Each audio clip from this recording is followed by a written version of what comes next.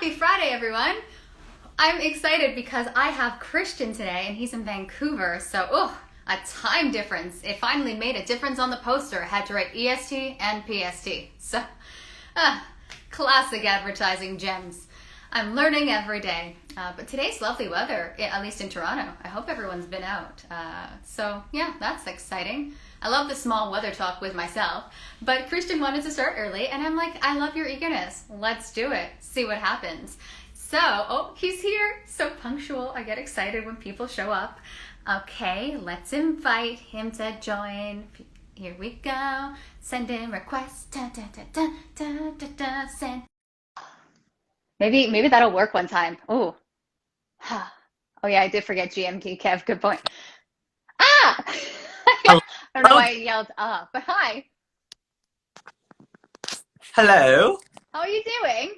Well, here, we're just gonna go without the headphones. Can you hear me okay? Perfect. Fantastic. We'll just start off with a technical glitch. That's the way to start off the meeting. Honestly, you joined right away. So I'm like, okay, already off to a great start. This is perfect. That is the bar that is set here. It is very low. Time, right? If you're 10 minutes early, you're on time. If you're on time, you're late. And if you're late, you are screwed. See, I love that you follow that because on Instagram, I find the rules are different. So me being super overeager, I'm ready to start.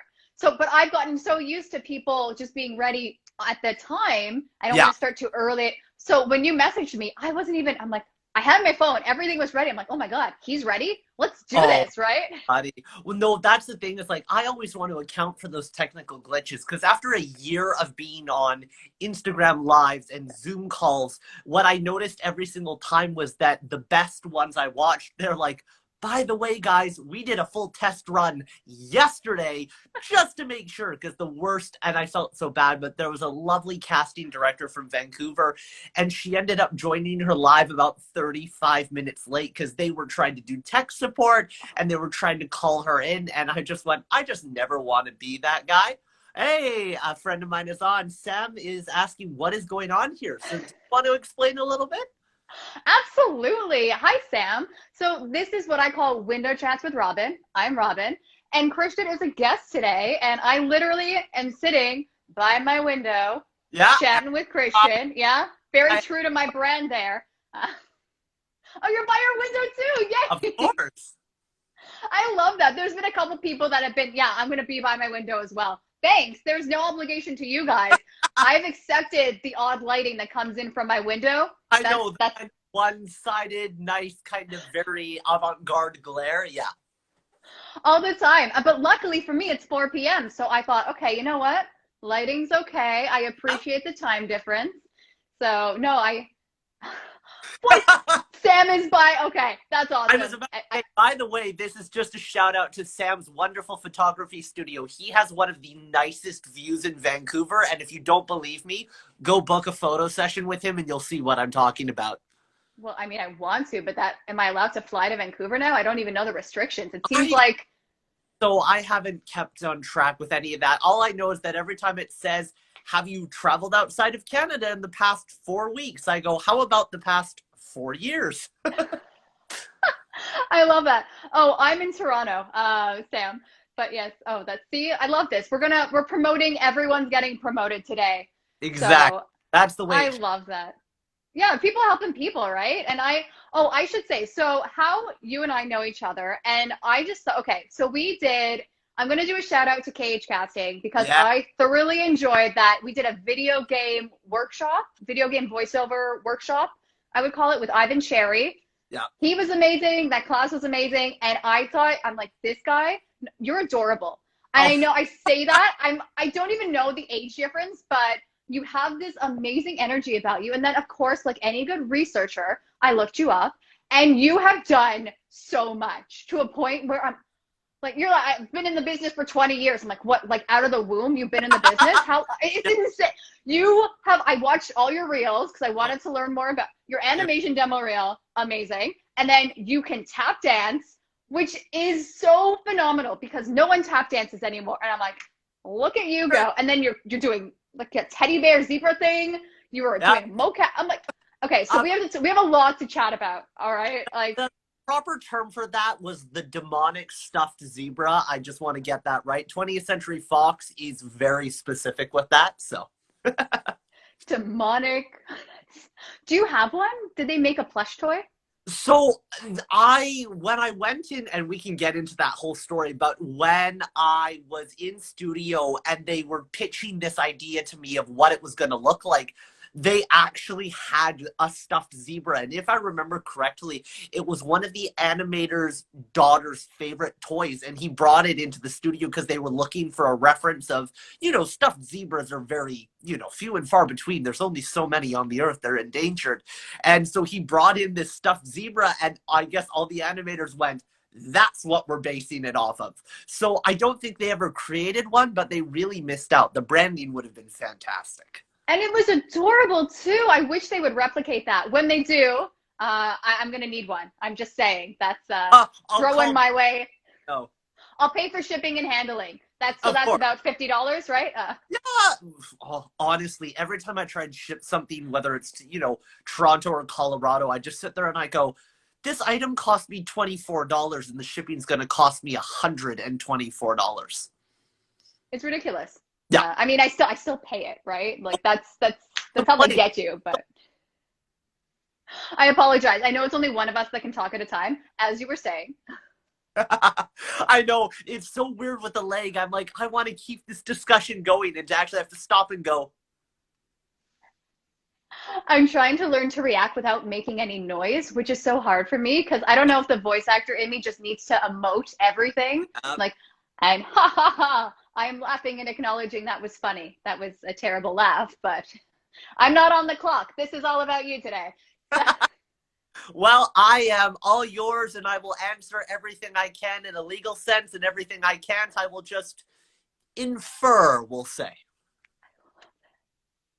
That was a great response. Oh my God. And I'm staring, as you keep moving your thing, I'm staring at the guitars. Do you play guitar? So funny enough, in my room, I don't know what I did. So I've got the little Chaotica eyeball, shout out, which is my old school, my little desk. Yeah, so I've got a guitar there. I've got electric drums hiding behind me. I've got the piano on the side, and then my little makeshift Swedish voiceover contraption for when the entire world said, you need a studio. And I went, well, Whisper Rooms are $14,000, so that is not happening. It's insane. It really is. When I looked into it and I thought, oh God, how badly do I want to book voice stuff right now? I mean, that being said, I think I did buy something, but they are pricey. Yeah. But you have a very intense set of skills. It's not as though you just play the piano. Yeah, the drums, and yeah, I got a guitar. How do you just decide I'm gonna master everything? What is the thought process? Explain to me what drives you to do everything. That's a very good question, and I feel like my therapist probably has a better answer for you than that. But the reality of it is, so my mom was a theater choreographer and a singer and a performer and a voice actor herself on a series called The Adventures of He-Man, if anyone still remembers that cartoon. And as she likes to say, she wasn't in the two popular ones. She was in the one that is the most niche market of any of them. So I think I grew up just being surrounded by someone who already was doing everything. And we had a piano in our house and we had a guitar in our house. So as I got older, I remember being in a theater course and the cool guy that all the girls were hitting on, he brought his guitar every day. And I think a little bit of, 12, 13-year-old me went, that's how you get women. You play a stringed instrument. So I studied guitar with him for all of, 4 months. The very first thing that I ever bought with my own money was a guitar. And I don't know if you can see it. It's hiding in the background there. It's probably dark as yeah. But was this Ibanez $180 electric guitar, and I went, that's it. I'm going to have all the ladies. I was sadly mistaken, but we'll get to my 12-year period of romance after that. And so as the years went on, I played it, and then I just remember listening to a film score and being like, it's so pretty and it's on piano. And I went, you know what, I'm just going to learn piano. So I got on YouTube and I started watching thousands of videos and I just picked it up and I learned. And then I got into composing with no actual training realistically, I had vocal training from when I was a kid from studying, Royal Academy vocal exams. So I knew theory, but it had been a very long time since I had actually practiced theory.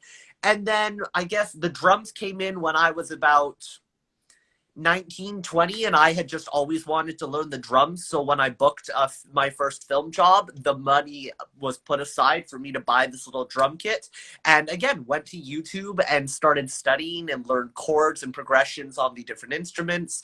And I really bad in that. I know the whole thing of a lot of our teachers will say 10,000 hours, mastery, focus on one thing, do one thing. I'll never forget one of my first acting coaches said, until you learn to do one thing, Christian, you will never be successful. I will say this is also the acting coach that said until I found a hairstyle that worked with my calic, I would never book work. So she was an entertaining lady. She was also from Mensa, so she thought she knew what she was talking about. But I really like being a jack of all trades because I think it's a really cool skill set to be able to pick up all these different things and do them. But I also just find it a much more interesting life that I get to look at my schedule and go, okay, on Monday, I get to go teach tap dance to Jensen Ackles on Supernatural. And then Tuesday, I get to go in studio and do voiceover. And on Thursday, I get to go on set. And then on Friday, I can compose some music for a 1980s style horror film. I just like being able to do all of these different things. And I've been lucky enough to either be talented at them or just no one has questioned me yet on what I'm doing. So I'll run with that as long as I can. Oh, oh my, I'm still digesting everything where you just self-taught yourself everything from YouTube. I mean, yes, I would also like to relearn the piano. I learned it at one point, but do I plan on spending, like, you're just so, I'm going to learn it. And you taught yourself that. And then, yeah, let's learn the draw. Like, oh my God, I'm taking it all in and I wasn't ready for this explanation. It's not even, yeah, when I was a kid, I grew up and I learned everything. No, I'm just like, I decided and I tried it out and I did it. So yeah, it's what I do. Yeah. It's incredible. Thank you. That's very kind. But no, I mean, music for me has always, as funny enough as it is, like, that's the one side of my art that I've never monetized, if you want to call it that term.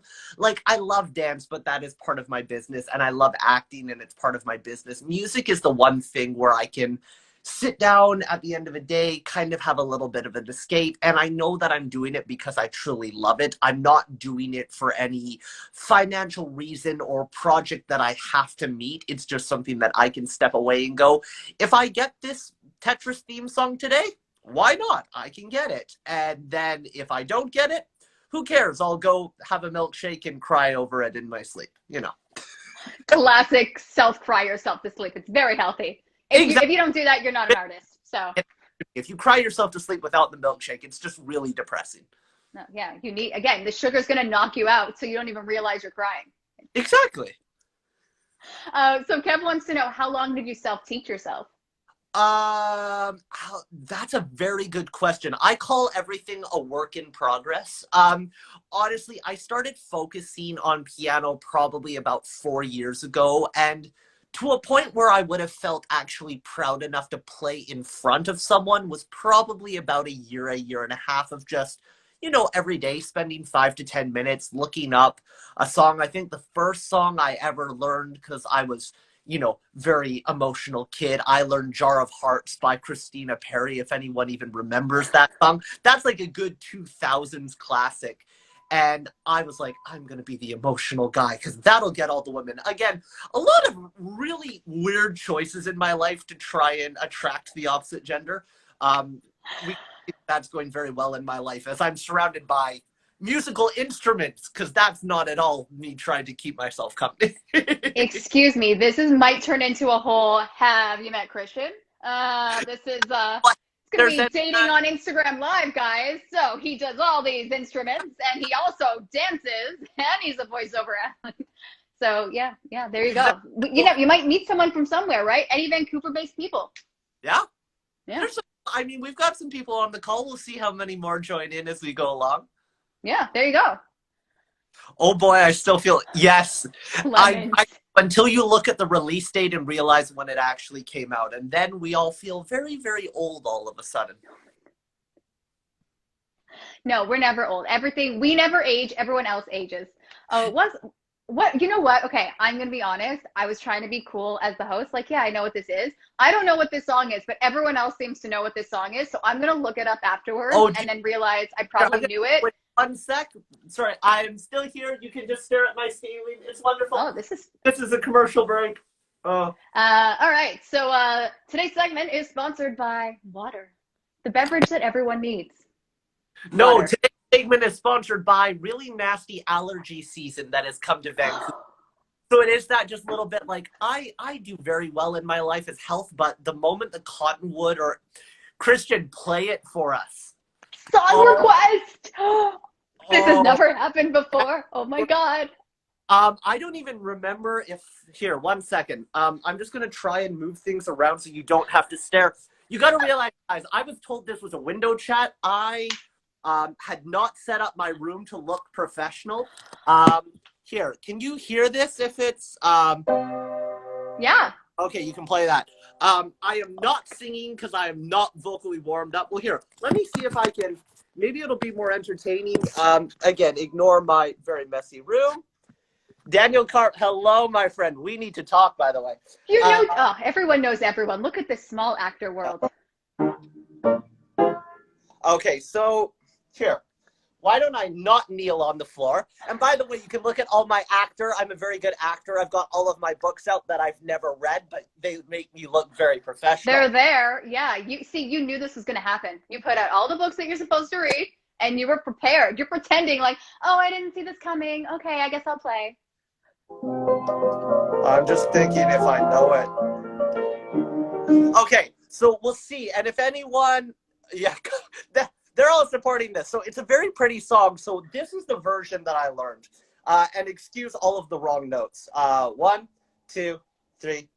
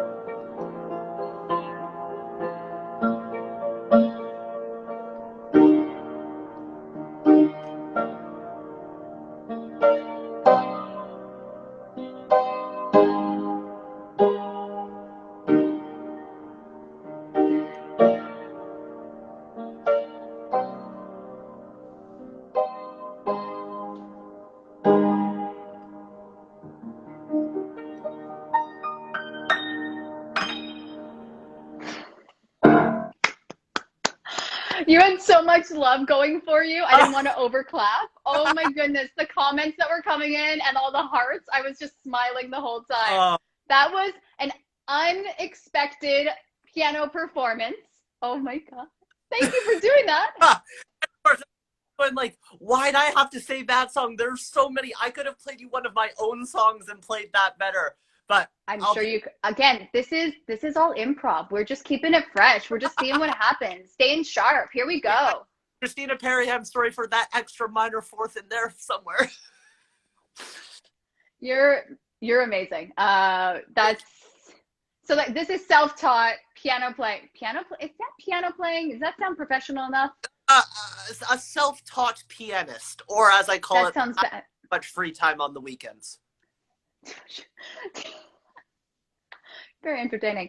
Oh my goodness. Okay, so if everyone's inspired, if anyone wants to learn the piano and has as much drive as Christian, you too can learn how to play that song. So Exactly, and if you stick around to the end of the call, I'll finish off our live chat. Try. Everyone always talks about that song. That is, I love how okay, long I'm the Perry fan base. If you stick around to the end of a call, I'll play one of my songs at the end, so I can actually look like I really know what I'm doing. you totally look like you were. That's the thing. Okay, I don't know if you do this intentionally. Where you're, oh guys, I don't know if I'm gonna remember it. And I ate the song. Here I go. Totally rocked. Oh guys, was that good? I don't know. Okay. No, it's me being so the thing as an artist is that I'm just overly analytical, because you got to understand, when you're a dancer and you're in class 25 out to 30 hours a week, you get very used to teachers that you seek to earn their approval, and if it is not perfect, it is not worthwhile. And it's something that when I got into the acting world, I worked very hard to be like, you know what, it doesn't have to be perfect. You can take this little piece and you can take this little piece and it's gonna be okay. There's such a thing called editing. It's a beautiful thing. But when it comes to music, because that to me is so related to dance, that in the back of my mind, I'm like, if I get one thing wrong, you suck. Yeah, voice actor. I get that. No, I that's very relatable. That is also probably why I stopped playing the piano after grade 10. I'm like, you know what? I'm done. This is very unhealthy for my mental health because it is so hard. I feel as though I'm doing a disservice to the composer, Yeah. but there's something so beautiful. The piano is one of my favorite instruments. I did attempt the violin at one point. My family begged me to stop, so I didn't pursue that, and that's fair. I mean, who knows where I could have been with my career, right? But still. Well, violin is one of, that's why I got the electric drums, because the beauty of it is, other than hearing this, there's really no like bad crash cymbal. It's very quiet. Same with the electric piano. There's such a thing called the volume knob or headphones. So I tried to grab instruments that worked, but violin has been a dream of mine. Lindsey Sterling, if anyone's a fan, has always been one of my biggest idols on violin, and someone who works very closely with the dance community. So that would be a dream, but I also realized that I would be torturing my guinea pig, the dog, and my family. Well, hey. Amazing. Kev wants to learn the harmonica to annoy his neighbor, and that's I don't want to support that, but I also think that's hilarious. So it's like, of all the things, it's one of the things where you're like, come on, dude, it's the harmonica, get with it, you know? it's I mean, that's a classic. That's a portable instrument. If I think of anything I would have to do if my school had a band, I would do the harmonica. It's just so portable. Practice, very easy to practice at home. I don't have to lug a cello. Yep. Oh, yeah, it's one of those. Accordion. Like, pick the light. The triangle was always a favorite of a lot of us. Right. Okay. There's a skill there. What if I hit it on a 45-degree angle instead of 30? Gonna get a different note there, aren't we? You get to try all the angles. Yes. Yes, you do. Oh, that was a fun dad joke. Well done. Thank you. Oh my goodness. I am very much enjoying this chat.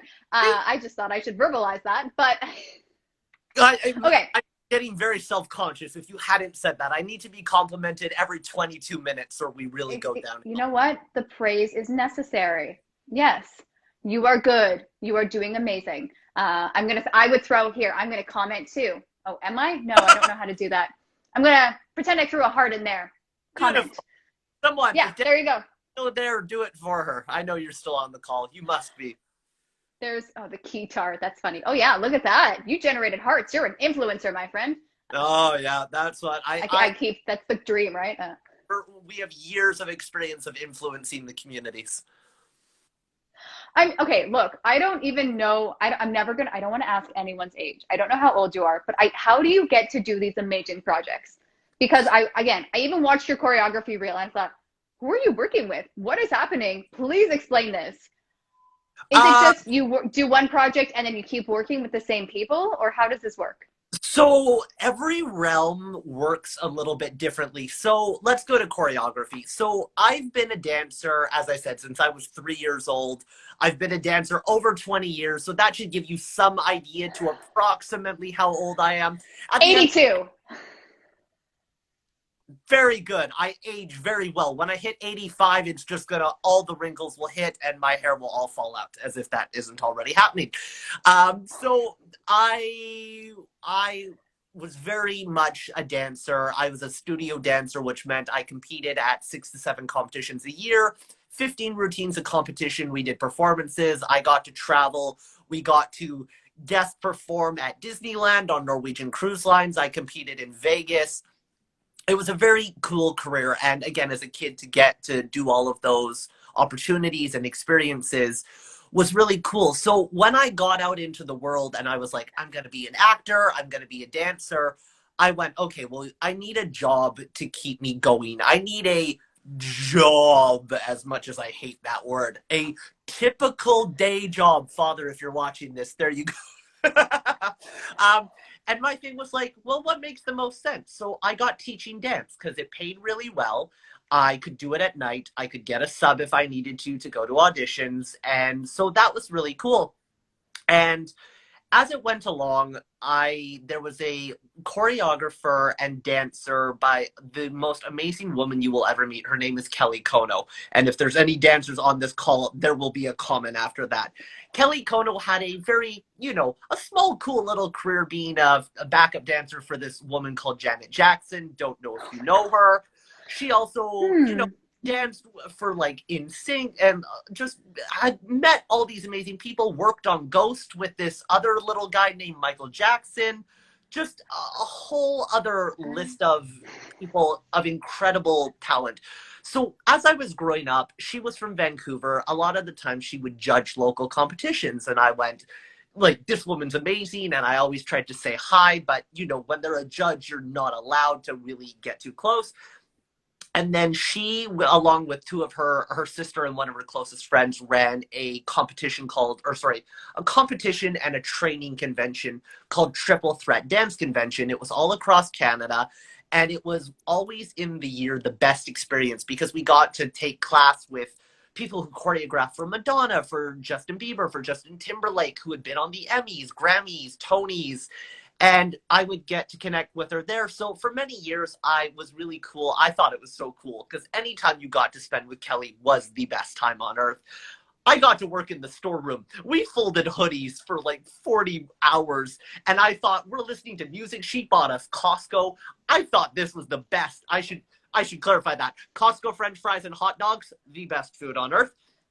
And so many years of doing this. And then a couple years back, she had opened up a dance studio on Bowen Island. Another plug, Kelly Kono's studio, if you're in Vancouver or if you're on Bowen Island. Wonderful dance classes. And I remember getting an email saying like, hey, and it had reached out to 100 people. And it was all of these amazing, like my mentors. And she goes, hey guys, I'm opening up a studio. I'm looking for teachers. And I sat there and I went, well, I'm looking at the names on this call. And, in voiceover realm, it would be like people who are at KH Casting. That's the level of the people who are in this group message. And I sat there and I went, well, no time like the present. And I emailed her 5 minutes later and said, I want a meeting. I want a phone call. And I ended up getting a teaching position with her. So that's the preface to the story. Jump forward to about just under a year later, because I knew that Kelly choreographed in the industry. And I loved choreographing. I had choreographed for dance studio productions of groups of 70 plus people, of some of the most famous hip hop crews on earth. I had got to set work for them for year-end shows. But I had never thought of choreography as a career. I didn't know how you got into it. I didn't know, because there aren't auditions for choreographers. It's not like they put a casting call going, can you teach someone how to tap dance? Apply here. Or at least very rarely does that happen. And so I had never thought of that as career. And all of a sudden, Kelly messaged me one day and goes, hi, what are you doing this weekend? And I went, nothing. I said, I can be free. And she goes, okay, cool. Do you want to come assist me on a choreography job? It's just this. And again, I always love this term. It's just a small little job. Well, that small little job turned into a 4-week contract being the assistant choreographer for this show called Legends of Tomorrow. which for viewers, if you don't know it, it's part of the DC universe with Arrow, Flash, Supergirl, Batgirl, Batwoman, whichever one it is. And she brought me on, and we were basically hired to choreograph a Bollywood musical number. It was a 5-minute piece working with 6 of the lead cast, and I think a cast of about 26 to 30 dancers. And that was my very first assistant choreography job in the film industry. So if you want to talk about jumping in on the deep end, there isn't a much deeper end to jump in, but with Kelly's guidance and our incredible director, Alexandra LaRoche, or as we call her, Lexi, I had a heyday. And that I thought was the absolute coolest experience. So after that, as far as choreography, I've now been the assistant choreographer on Legends of Tomorrow for 3 seasons now, which has been one of the greatest experiences. But what that opened up was being able to go to people and go, hey, maybe I can try my hand. So I had a friend who was a rapper, and I got to I was going to do this. I'm like, maybe I shouldn't do that in case he's watching. He's a wonderfully talented rapper who hasn't found his break yet, but I got to choreograph his music video.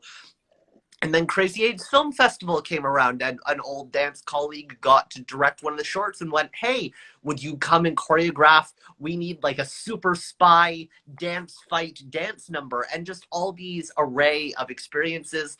I got to choreograph for live events for BMW out here in Vancouver, doing their like charity galas that raised, I think, about $200,000 when we did it, which was incredible.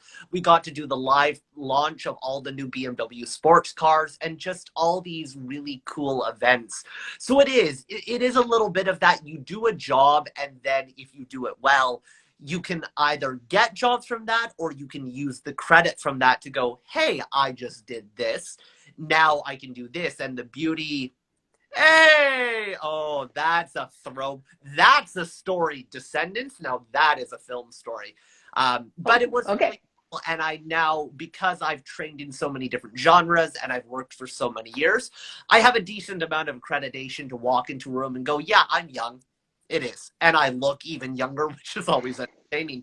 But it's been amazing. And I never thought that choreography would be an opportunity to present itself. And Kelly Kono, again, if you ever see this or you hear about this, I owe my choreography career to you. That's amazing. But you know what? It's not like Kelly sounds incredible. But you also had the guts to say, yeah, you know what? Let's do this. Because that 4-week contract sounds terrifying. You're like, no, okay, I'll figure it out. We'll just do it. I remember being up till 4 a.m. writing notes or, working choreography, doing emails. And that's the thing, is a lot of people think of choreography jobs as like, they just choreograph the dancers and that's the end of it. And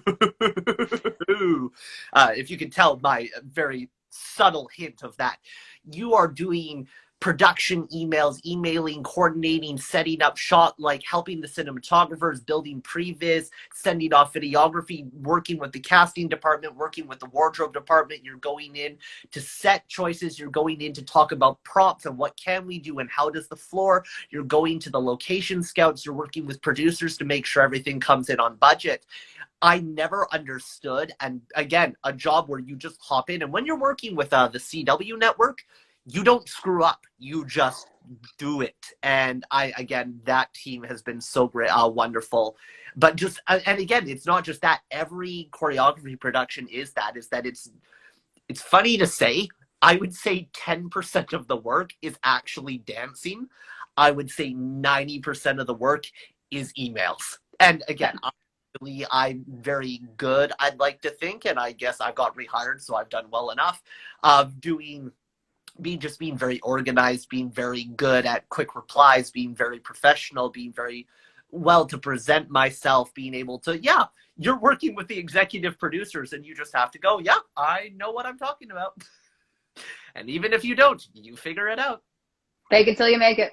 Oh, yeah, and even when you make it, still fake it. Keep faking. Yeah. Exactly. So world full of fake. There you go. It really is. And I mean, less than the acting world, which is, more Botoxy fake, but... Yeah. You go? I'm gonna Exactly. go for. Mm-hmm. I find that so interesting. You makes choreography almost sound like a desk job in a sense. 10% choreography. What funny, it's like with acting, I think we get so used to having an agent who deals with all of that. But when you're on a choreography or any of those like creative control positions, as I call them, even working with the stunt department, I've worked with a couple amazing stunt teams over the years, and even them, they have that same realm of like, yeah, we do the stunt work, but a lot of this is more it's the pre-production is where you spend the most time.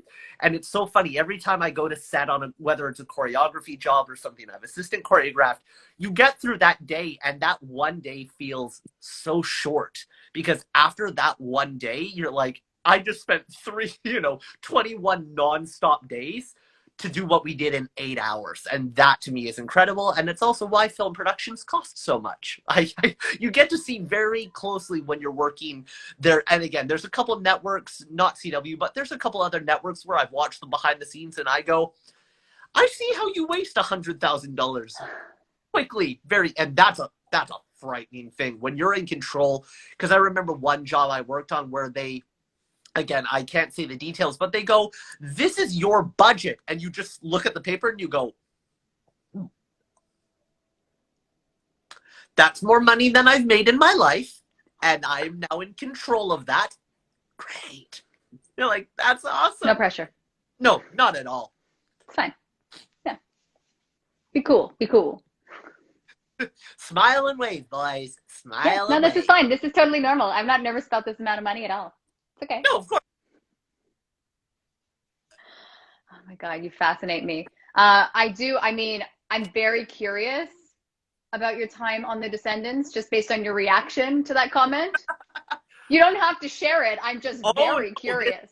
one of my favorite stories, and it's funny that I'm pretty sure that's Dalton. Yeah, it is. I see the cowboy hat. It has to be him. Okay, so Descendants. So I should clear up. It's not The Descendants. The Descendants featured Shailene Woodley and George Clooney. Beautiful film. Nothing to do with it. So how do I short form this? So Kenny Ortega, I gather the people on this call will know that name. If you don't, director of little things like High School Musical, Michael Jackson's This Is It, Julie and the Phantoms, all small little projects that no one's ever heard of, as well as, creative directing for people like the Jonas Brothers, just a million little projects here. Exactly. Who? Yeah, no one knows about Joe, Kevin, and Nick and their other brother, not at all. So The other brother. the other brother, I think it's Frankie, but if anyone in the chat knows, feel free to correct me. So that was one of my dreams. And when I got into the film industry when I was 17, so after I had graduated, I got a film agent. And then I heard that this movie called Disney's Descendants was going to be shooting in Vancouver. I knew it was Kenny Ortega that was directing. At the time, we knew it featured people like Cameron Boyce, Dove Cameron, Kristen Chenoweth, a whole list of other amazing actors, and they were looking for dancers. And I went, Disney movie, dancing, kids, me, my role. So I did the audition, and I think the audition that day, there was 575 people who came to that audition that day. And that was just people who knew about the audition. So as I say, we knew there was only probably 15 to 20 spots. It was small. It was a very small chance. But I made it through the first round, and Kenny Ortega brought me up to the table and was like, kid, you got something. And I went, my career is over. As I say, things like that really help with attracting the opposite gender. We're just as we keep that as the comedy through line in this call. So did the audition, got great reviews, got put on tape. I thought maybe I have a shot. And I remember getting an email. It was from the Descendants email. I thought, this is it. And I get the email that says, hi there, we are so, yes, sorry, fudge. Oh. And unfortunately, the casting breakdown has changed. They were then going for an older crew. So if I'm my age now looking 17, you picture like 7-8 years ago, how young I looked when I was actually 17, 18. So it was fair, but they said, look, we know it's not glorious, but we have extras positions on the film. We need, young looking people like yourself. Would you be willing to come out? I really at the time didn't know what extra was. I didn't really know that there was like a stigma around it for on camera actors to do extra work. So I took the job and they just said, hey, you need to bring 3 different choices for black tie attire. I thought, 17. What do you think I have? So I had a black suit jacket, black pants, showed up to set. 5:30 a.m. call time, and I get there at a huge film studio in Vancouver, BC. I thought this was the coolest thing. There was costumes, makeup trucks, there was everything. And I sat down and I was so excited. As you can tell, my energy has not died off. It probably was more then. And I sat down and the makeup woman looks at me and she goes, hey, sweetie, you're new, aren't you? And I went, oh, how can you tell? She goes, you're happy.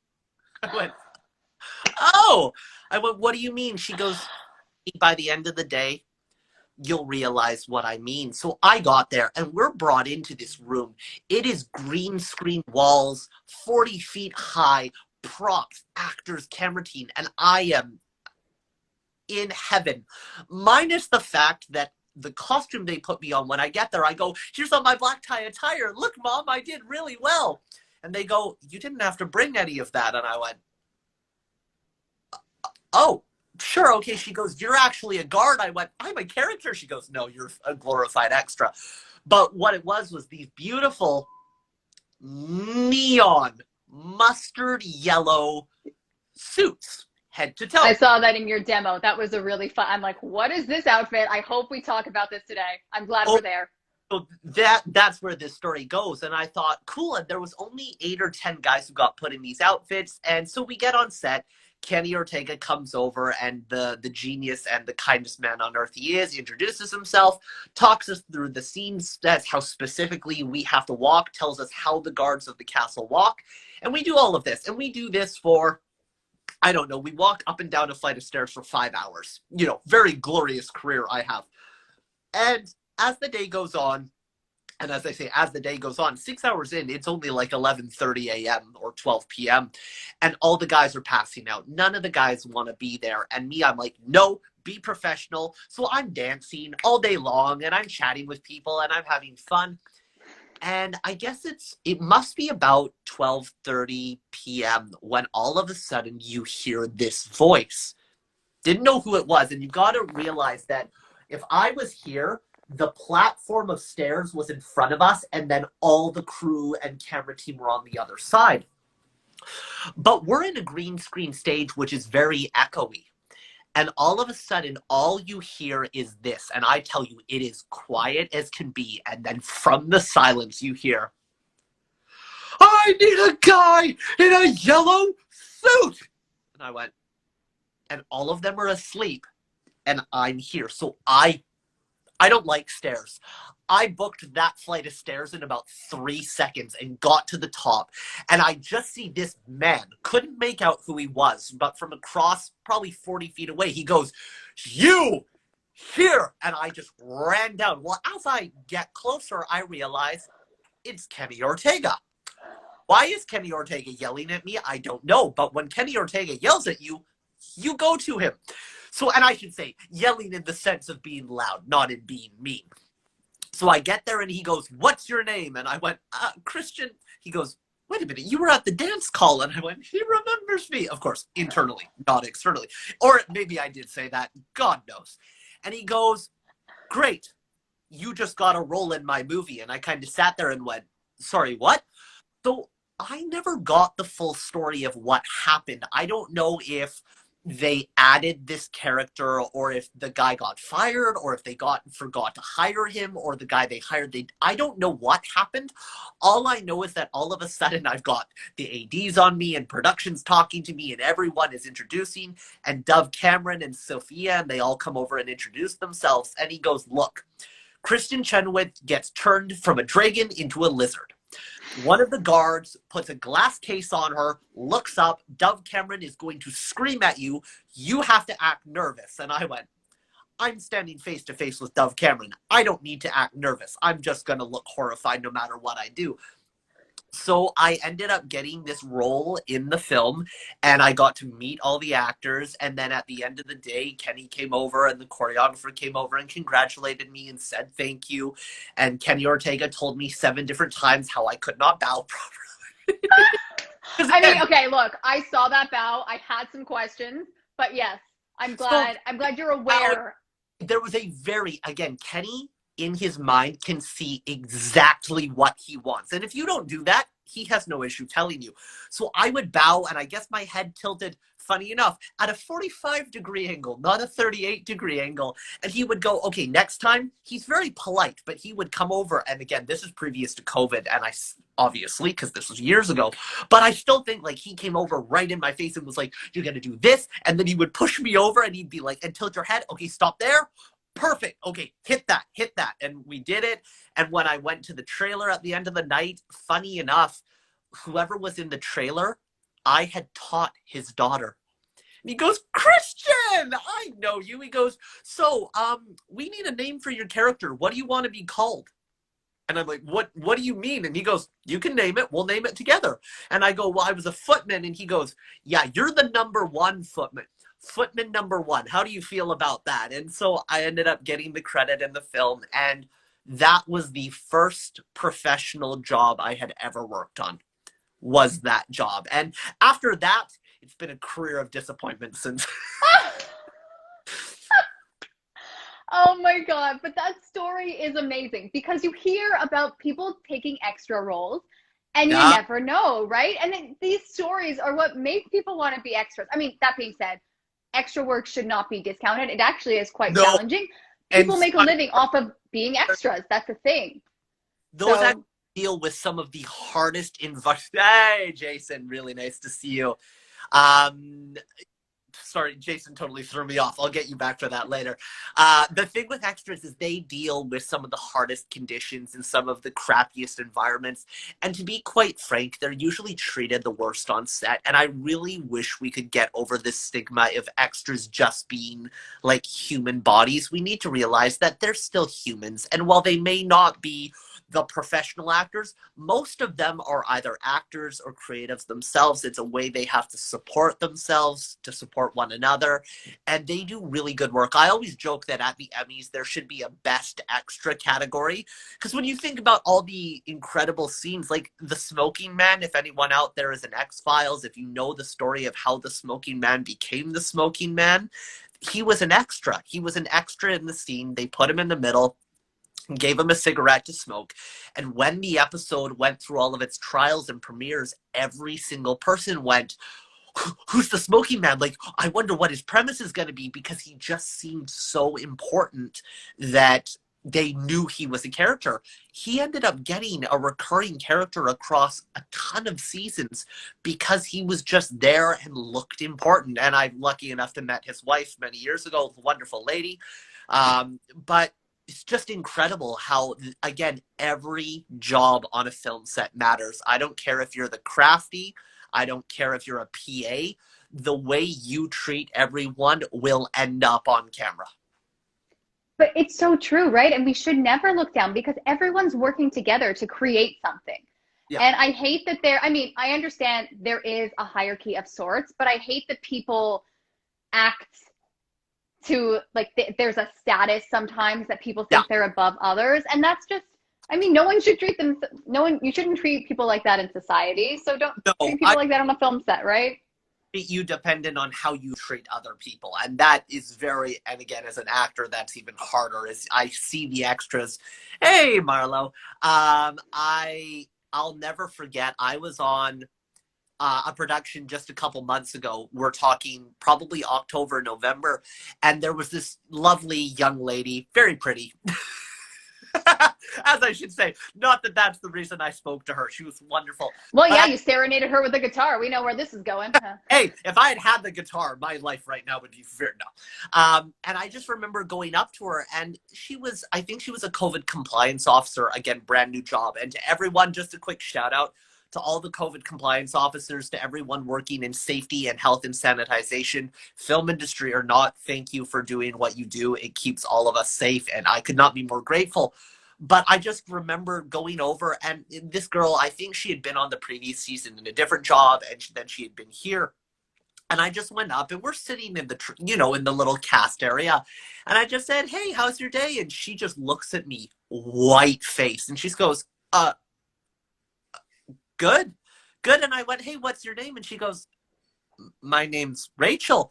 And we got chatting, and again, wonderful, 4-minute conversation about nothing much more than what it's like to be working on this set, what she wants to do in film.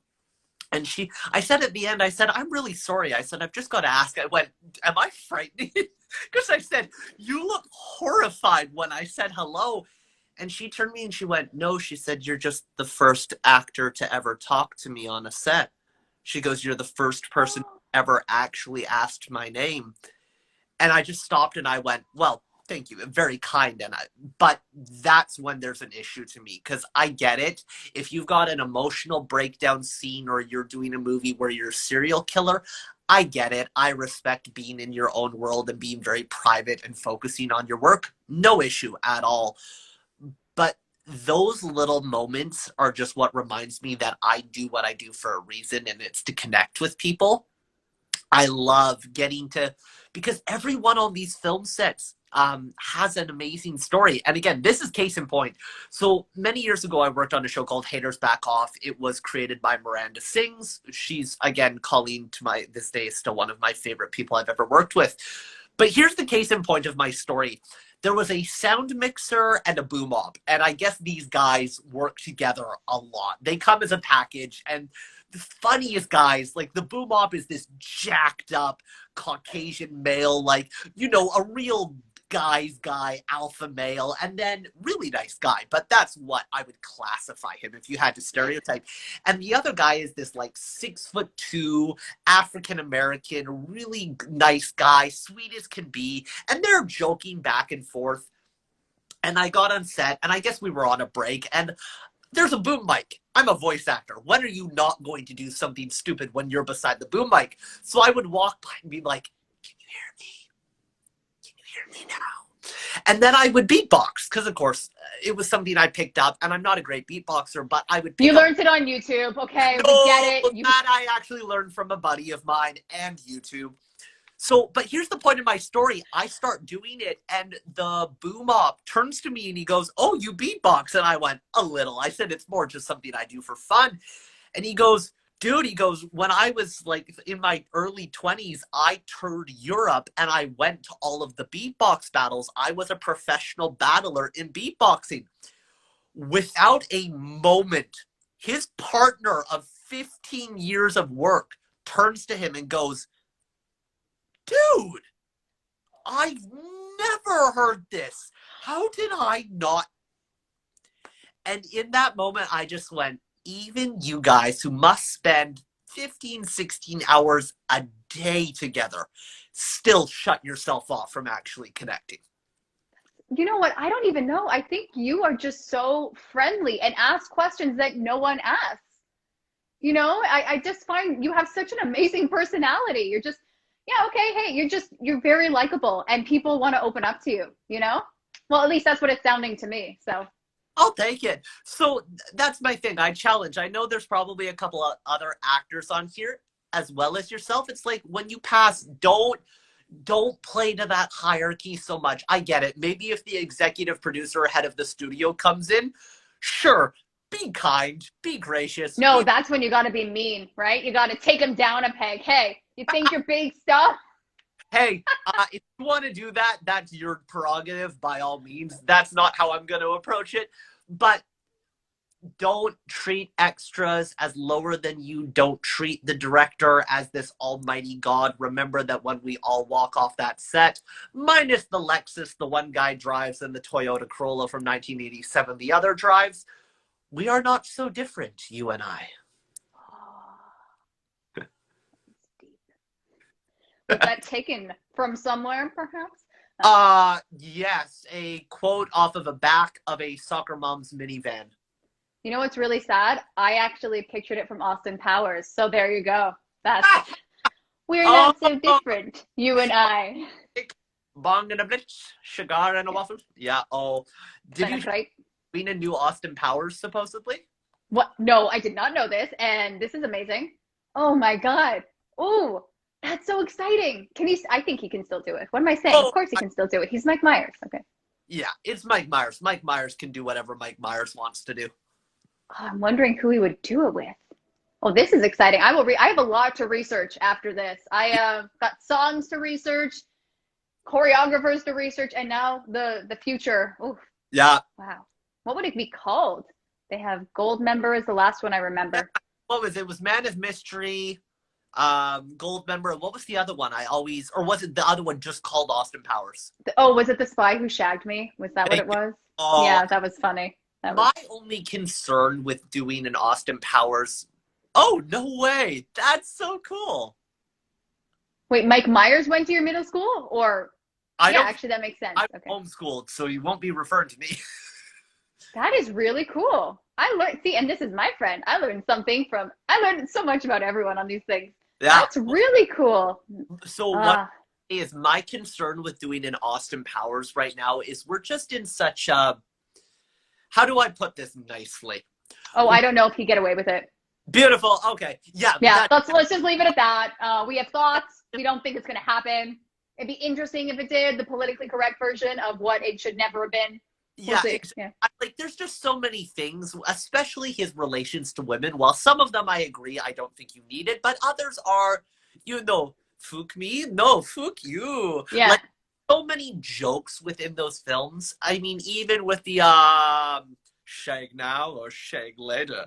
Like, you make me run. Like, there's just so many iconic things. I can see, I always thought you were crazy, but now I can see your nuts. Thank you. I mean, there's so many iconic moments that I just don't think you could get away with, at least for the next 2-3 years. So we'll see if it happens. That, I don't know. Huh. I don't know. But you know what the thing is? Okay, I was a huge fan of Zoolander, and then they made part 2. And then I thought, why did you do that? So yeah. I find, leave the things in the past. They were great, and then move on. But then there's such a nostalgia factor that maybe you want to feel young again. It's coming back. It's cool again. Like when Pokemon was cool again, I was thrilled, right? That was, this was my childhood. Now it's your childhood. We're all cool. But I don't think we should bring back certain things. So there. And now because we said it, they won't make another one. This is change. You guys have got to realize that Robyn and I control the entire industry. Excellent. Insert evil laugh. That was apparently the count. Yeah, that was better. I did the count from Sesame Street, so. Yes. 1, 2, 3. Yeah. Oh, those. That has to go on your demo. Update the demo and put that one there. How did you do your animation demo? Did you get it professionally done? It was really well done. Thank you. Yeah, so Caitlin Bairstow was my voice director for it, and then my coach Andrew Francis and I had pre-worked the scripts a ton.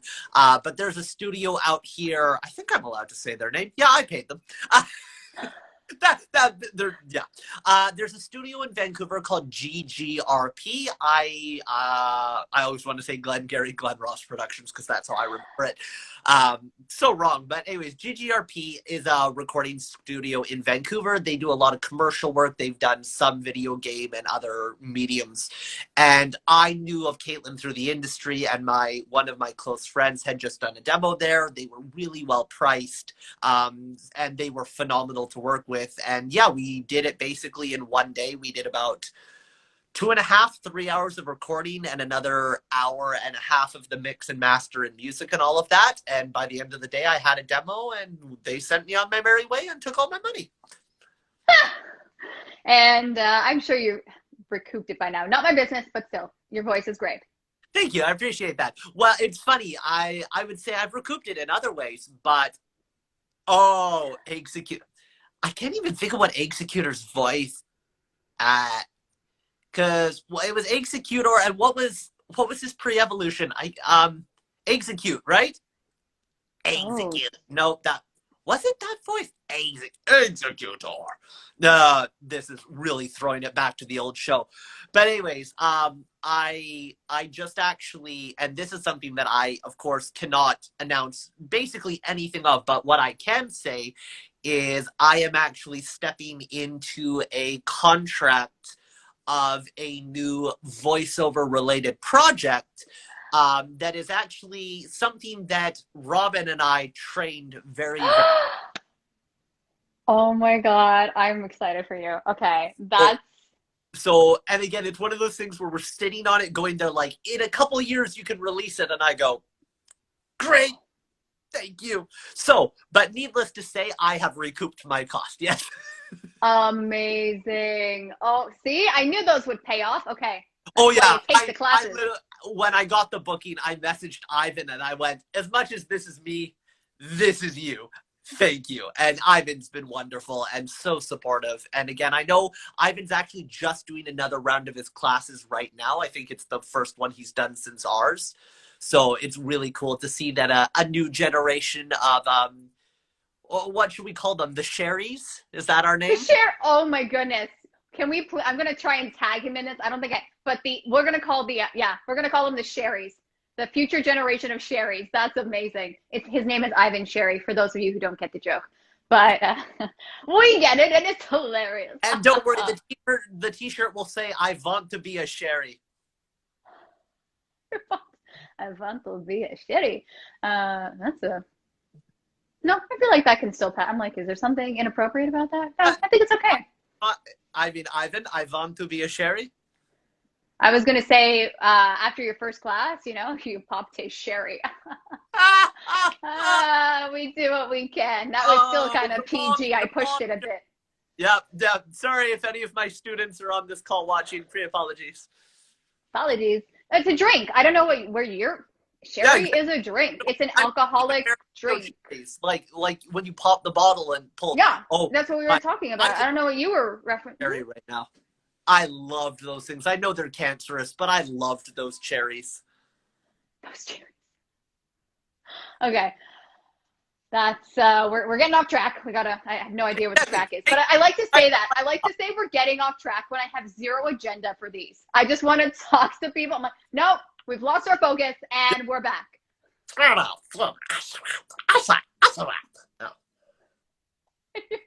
You'll figure out the voice afterwards. Oh my goodness. Okay. I did want to know one or two more things. I wanted to know, we didn't really talk about the zebra fully, or did we? No, we didn't. Okay, can we please discuss the zebra, and can you explain it better, because I did not do any justice to it.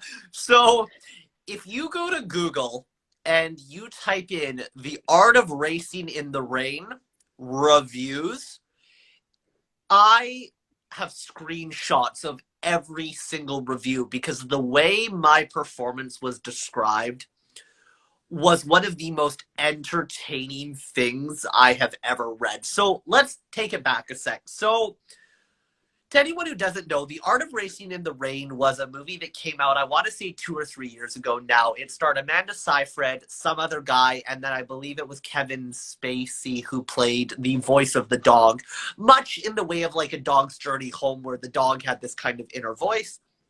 So did The Art of the Racing in the Rain. So when I got brought on, there's a long story behind it, but basically through a connection of a director I had met in a class who went into VFX work, who reached out looking for dancers, and I get brought into this studio, and we'll just say a studio, and he didn't really preface. I didn't know what I was walking in for. I didn't know the size of the project. All he said was, I need people with dance experience, and I went, well, that kind of fits me. And he goes, come to my studio. We'll talk it over. I'll introduce you to the team. And I went, okay, really cool. Well, when I walked into the building, there was 6 Emmy Awards behind the back desk. And I just went, why do I always walk into the places? I'm like, oh yes, poor you getting great experiences.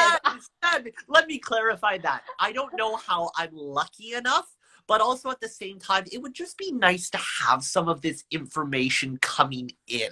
So I felt a little less as you walked in the door. So I walked in and I was like, oh, cool, trophies. And then I looked closer and I went, oh, the trophies. So basically, I had just walked into one of the biggest visual effects studios in the entire world. And they bring me into this room, and it was 3 or 4 guys. He was there, and the director of the VFX portion, and they go, yeah, we've got this movie. It's called The Art of Racing in the Rain, and in it, there's a zebra. And this zebra does some dance moves. And again, I was getting very minimalistic information. They said, we need someone to do all the mocap work for this dance, for this zebra. They said, you've done mocap? And I said, of course I have. I have. I watched a lot of YouTube videos like my piano. And so they said, okay, great. And they said, you've choreographed? I said, yes, I have. That was honest. And they said, you're a dancer? Yes. They said, and we need you to model yourself after such and such a dancer. And I went, oh, I've had numerous hours of training in this dancer. I had to. But again, the thing with dancers is we just get very used to, if you say dance, we can figure it out. So they were amazing. Came into the studio, did 4 or 5 hours of mocap for this character. But again, at the time, I still didn't really know what the project was. All I knew is that they said this zebra came to life. It was the most entertaining day of mocap I've ever done. I was pretending to rip stuffing out of my body. I committed seppuku, and I killed myself in the scene, which I'll get to that in a second of how that plays in. And I did it, and we had a heyday, and the guys complimented my work, and they go, okay, great. We'll bring you back in a couple months for some retakes for whatever the director wants to fix. So months go by. I don't hear anything, and I went, oh, that's too bad. Maybe they cut the scene. So I reached out and I said, hey guys, I just want to again say thank you so much. It was such an amazing experience. I loved working on this. And I said, I was just curious what ended up happening. And they go, oh, did no one let you know? I went, no one let me know. They go, the director loved everything.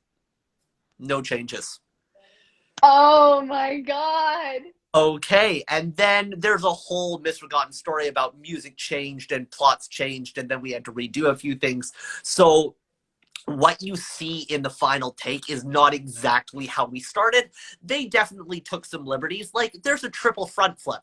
Funny enough, I didn't do that, especially in a room with 10-foot ceilings on carpet. But basically, so what ended up happening in the plot line of this story, for anyone who hasn't seen the movie, is that it follows the dad who's a race car driver, and it's actually a very depressing movie of his wife, I think, gets cancer and they have a miscarriage and everything that could go wrong in people's lives. And then I think he dies. Excuse me 1 second. Allergies. Oh, no. And that's brought to you by... So dramatic. Oh my God, these actors. Actually, I probably should have said bless you. That's the human in me. Exactly. Forgot to be a person. Yeah. Hey, that hierarchy, right? You're the host of this. I get it. You are an extra. Yeah, basically. So anyways, no, that's not okay. So in the movie, it follows the perspective of the dog. And at some point, something happens. The people leave and they forget about the dog. And the dog gets locked inside for 2 days with no food and no water. So the dog starts to hallucinate. And you see the dog's worst enemy in the house is their daughter's stuffed zebra.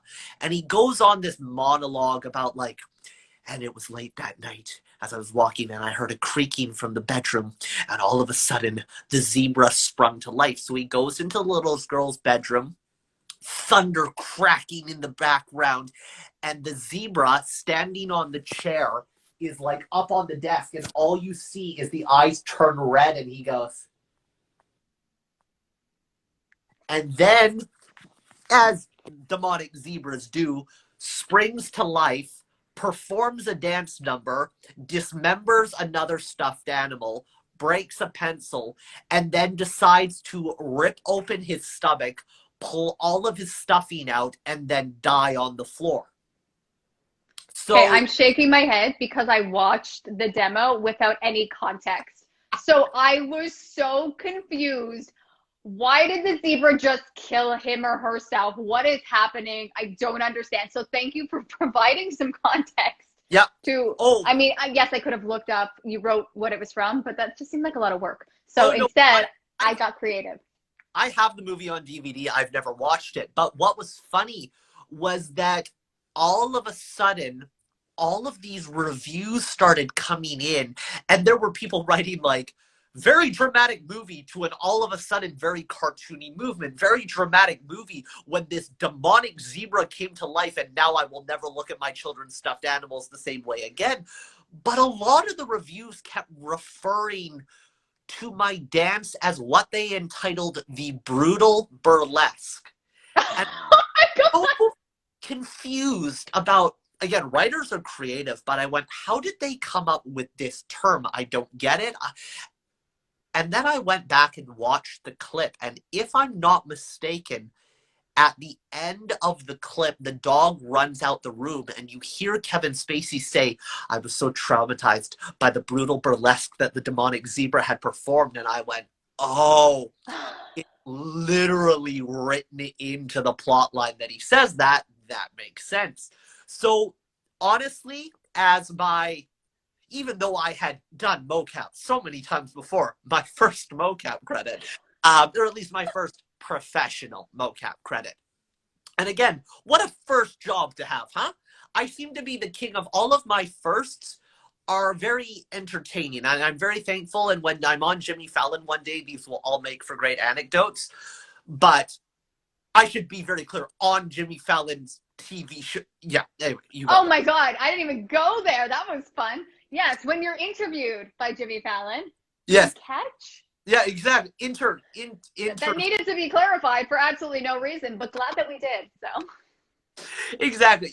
I'm nothing if but a good punchline. So yeah, that is what the demonic zebra. And again, see the clapping rollers gets me. Massimo, thanks for watching. Yeah. So anyways, in that I'll be honest, it's a very odd choice of a thing to do when you've had like death, brain cancer, miscarriage, divorce, dog almost dies, and then to have a demonic zebra pop up might be a little breaking the cadence of the movie, but I loved it. And yeah, you say that, you're selling it very well. Who doesn't want to see this movie now? Am I right? Can we say the name of the movie again for anyone that just joined? Yeah, so by the 20th Century Fox, it is called The Art of Racing in the Rain, based on a famous book series by an author that I cannot remember the name of.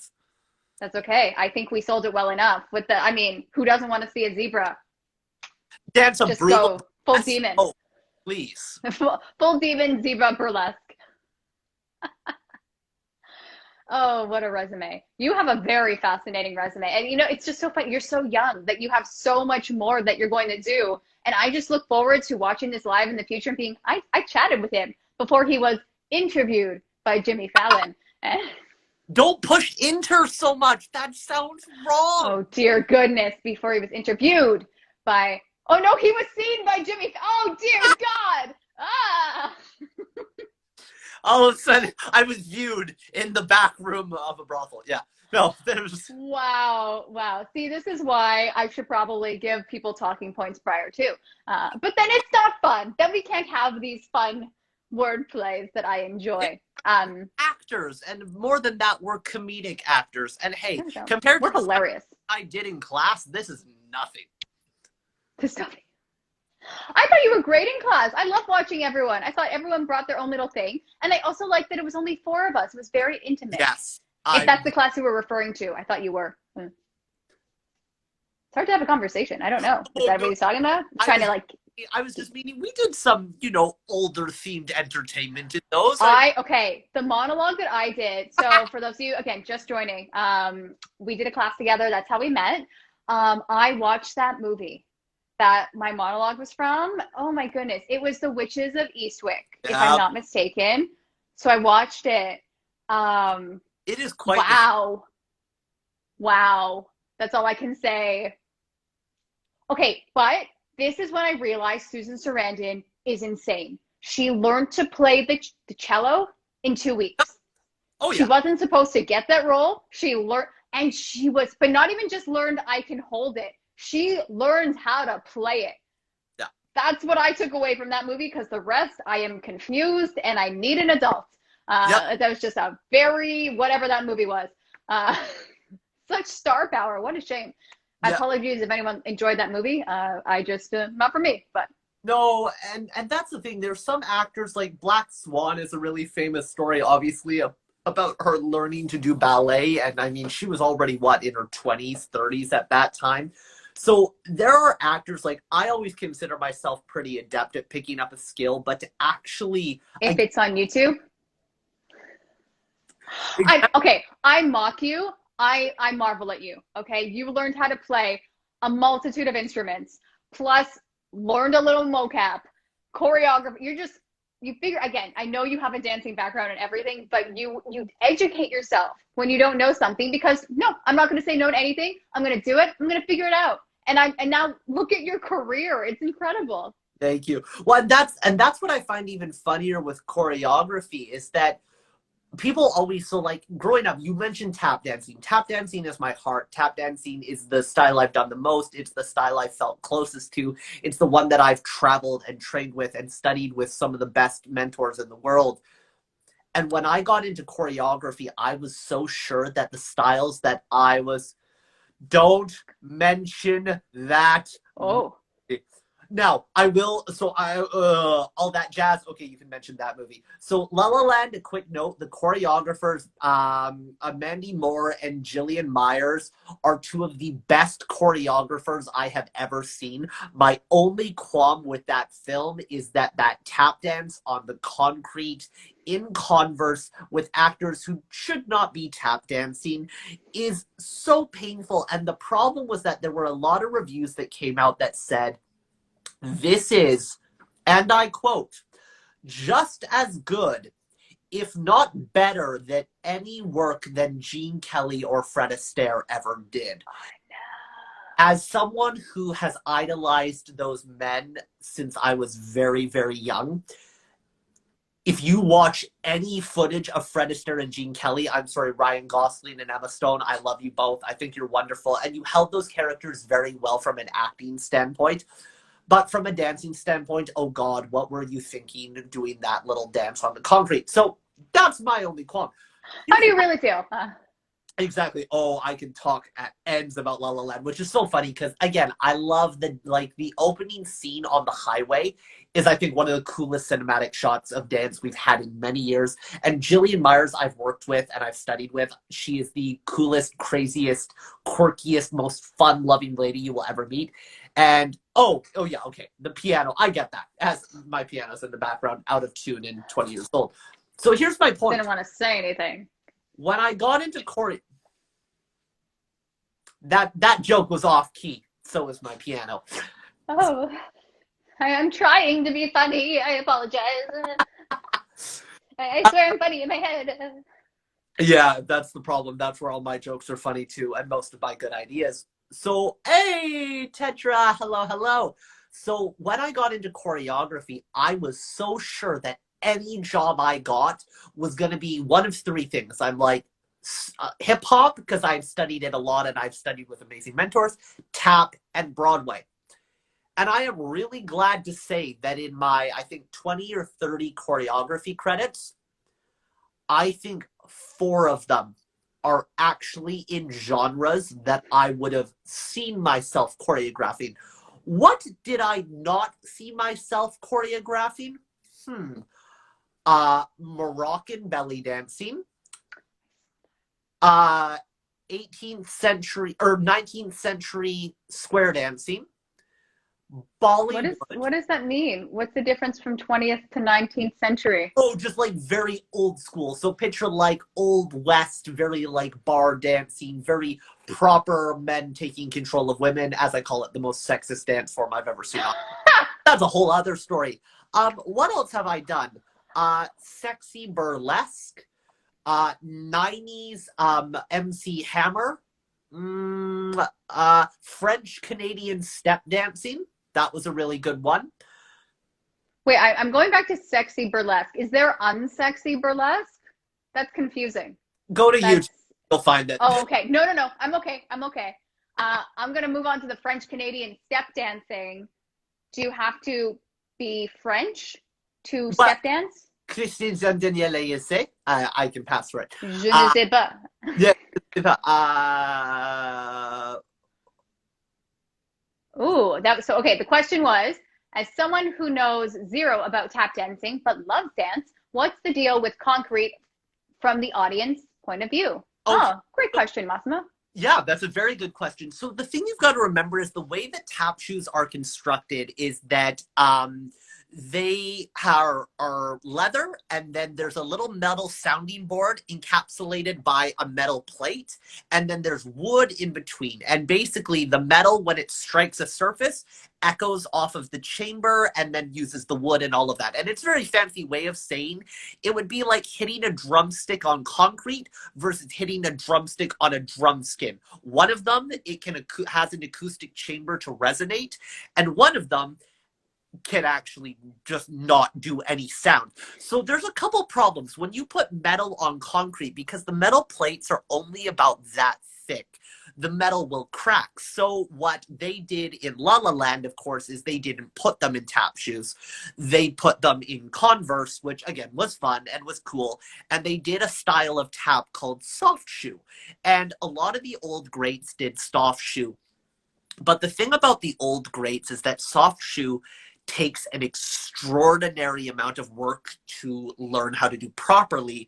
And soft shoe was also most often done with like a men's dress shoe or a lady's character heel, because the leather on the bottom on a surface like wood or sand, which is where you got sand dancing, made a very beautiful sound. That's why you'll hear a lot of what Fred Astaire did when he was working on, say, a concrete surface. They would add in the tap sounds after, because they knew they couldn't put metal on concrete, because metal on rocks and metal on concrete, the metal will snap, and also the sound will be like grinding sandpaper against a chalkboard. It's a horrifying sound.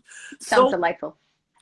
Yeah, so I have no issue. Like, I've had to do that before. I've joked around. Like, if you go, Gene Kelly singing in the rain is a great example. He does soft shoe in the I'm singing in the rain, because obviously he can't be in tap shoes.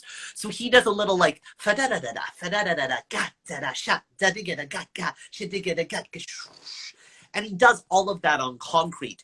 But if you look at what Gene Kelly did in Singing in the Rain, and then you compare it against what they did on the concrete, again, it's the stylistic, it's the capability. But for me personally, and from an audience perspective, it's just the sound. You'll never get a nice sound doing a rubber sole shoe on a concrete surface. You just can't. And I challenge you all, go outside and listen, and then take a pair of your dress shoes on your hardwood floor and play around, tap your feet. You'll hear the difference of the sound quality. And that's what's so hard. It's also very dangerous for dancers to work on concrete, because if you imagine, to try and turn, it's grippy. There's no give on a dance floor. The floor gives with you. On concrete, you can damage your knees really, really quickly. So that's where you say that, but I'm like, ooh, future physio patients. Yeah, exactly. Oh, hand up my card. There you go. Break her ankle on a film set out in Vancouver as she was dancing on concrete, and they're like, just jump off of this concrete platform and land on this. And she danced and she jumped, and her ankle just went. So, and we've had a couple dancers go out that way, guys, especially who do parkour or tricking stuff, all those fancy flips. It's really dangerous. And we had a guy destroy his knee doing that as well. So that's the whole thing about concrete, and I'm glad you found it illuminating. So I am going to say there is a delay, so I don't think that Clement is laughing that someone got injured. I'm assuming it's to an earlier point. Yeah, I'm just going to say he's a really nice guy, so he is not injured. Dr. Evil comes back. Oh, sorry. This sounds like a... No, this was we were discussing Austin Powers. I'm sorry you don't remember our illuminating interview. Wow. I was reading that. And I was going to ask you to play your song and showcase yourself more, but now I'm not feeling it. Okay? Like, actually upset. I'm sorry. When he said Dr. Evil, I was taking that as like an evil doctor, not literal Dr. I was like, are you some evil physiotherapist? I love this. I mean, technically, aren't we all evil physiotherapists? Like, we're injuring you. Like, I mean, some of the techniques we do, it's not pleasant, but we're getting you better. So there you go. So, Depends on the physio you go to. yeah. So to finish off the choreography, I just kind of have to laugh that 90% of the work I do, French Canadian step dancing. I got a call saying, "Hey, do you know how to French Canadian step dance?" I went to YouTube. I went, "Yeah."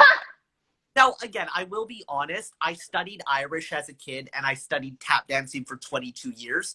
Realistically, French Canadian step dancing borrows a lot of the same technique. It's just the way they orchestrate the order of their moves is a lot more specific, and it's a lot more feet based. So I had to choreograph a 25-second piece and film it in my kitchen. So that was fine, but still, you just go and you go honestly. And when you said I can do everything, there's a lot of stuff I can't do. And if someone came to me and I honestly knew I couldn't pick it up within the week, I would say no. Like if someone said right now, can you play the mandolin? I would say no, I can't play the mandolin. If you give me a couple weeks, I'll try, but I It can't. must be on YouTube.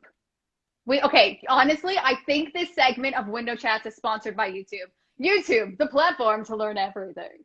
Yeah, it's very true. Well, no, and that's exactly like even with beatboxing, there's a lot of stuff where you can go to YouTube. And I just remember, again, this was so funny enough, beatboxing was not in the vein of trying to impress a woman, it was trying to impress the cool guys.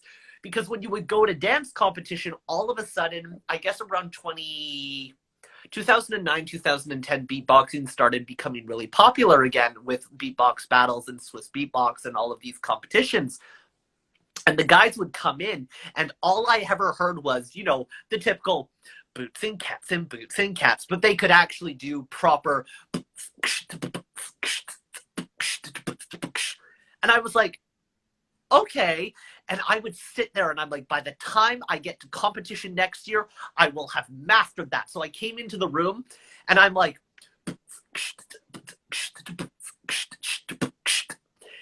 of course, the problem is that they've then had a year to go.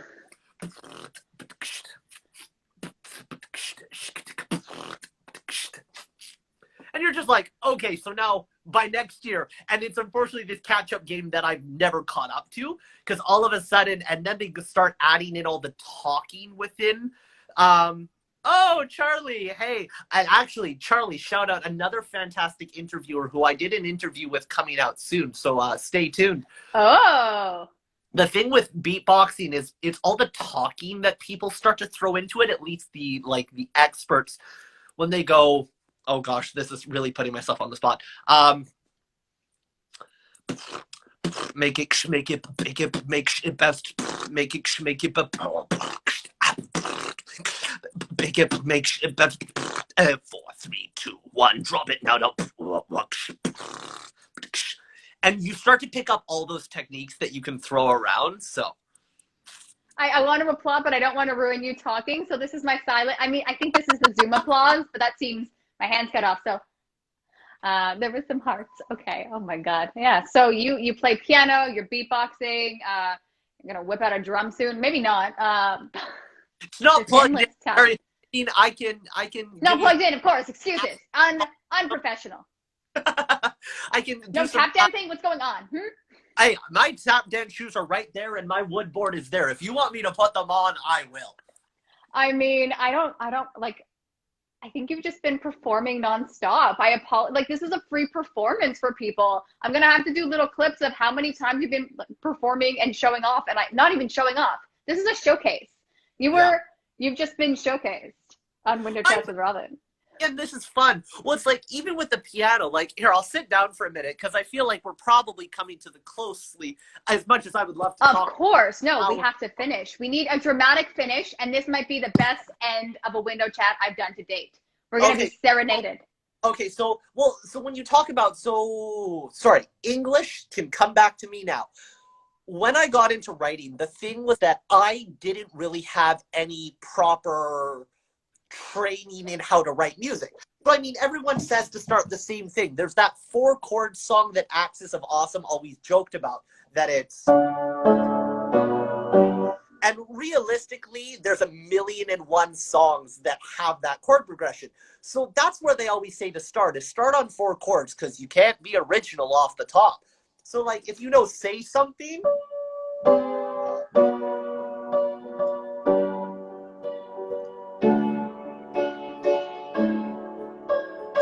it's the same 4 chords. Hey Soul Sister,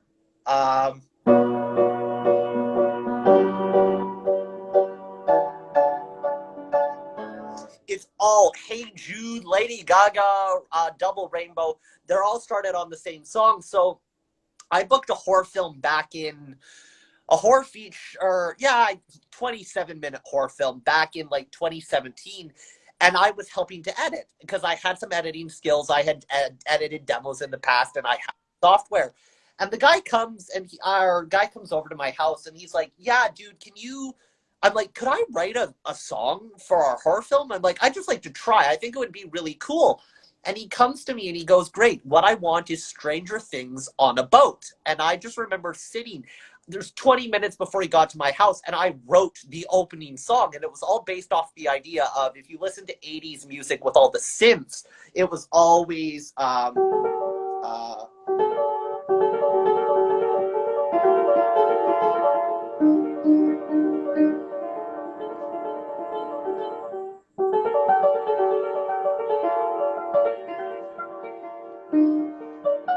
it's been way too long.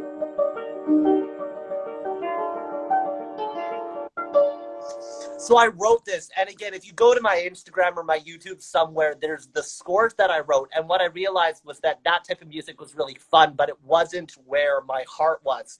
So as I'll play out just a little clip from a song I've been writing for 2 years. Oh, thank you. So this song, of course, there was a girl, there always is, and I wrote the song based off of the idea of her. So I'll just play you a little clip of it. And this was one of the first pieces that I ever finished, if that's a proper word to use. So this is the height of the song. So you can hear it okay? Yep. Okay, so this was the end of the song. So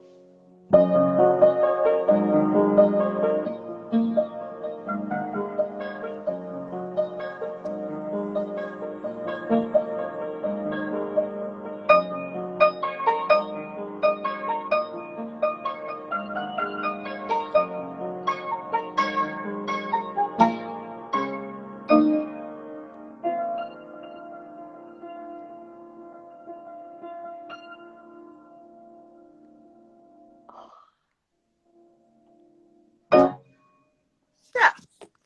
That was so cool. I didn't want to like say anything in between. I didn't want to ruin the audio, so I was just holding my breath and smiling. Wow.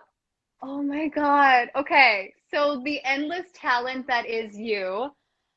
I'm so excited for these future projects that you have that we can't talk about, but we're very excited for you.